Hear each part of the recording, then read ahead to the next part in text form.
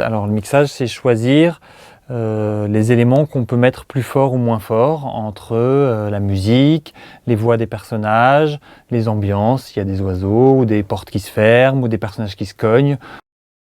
Et je reçois d'une autre part le travail du musicien qui va illustrer avec de la musique pas tout le temps, ou qui va choisir à l'endroit où il veut raconter une histoire.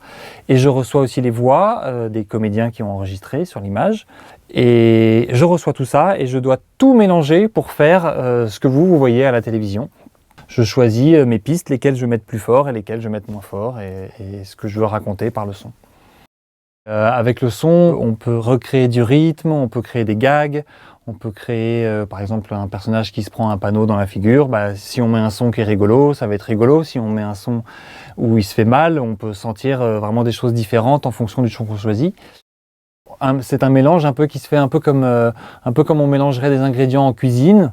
Si on met pas les bonnes doses des ingrédients, c'est pas bon. Si on met les bonnes doses, ça fait quelque chose de joli, d'harmonieux. Je suis un peu une sorte de cuisinier du son, en fait, finalement. Ça m'a beaucoup amusé, moi qui en plus ai des filles de cet âge-là. Je pense qu'elles seront très contentes de pouvoir voir ça. Mes deux filles, elles sont exactement pareilles. La petite veut faire tout comme la grande veut que la petite la lâche, et en même temps, elles s'adorent. Mais j'ai l'impression que les Sisters ont été copiées sur mes enfants.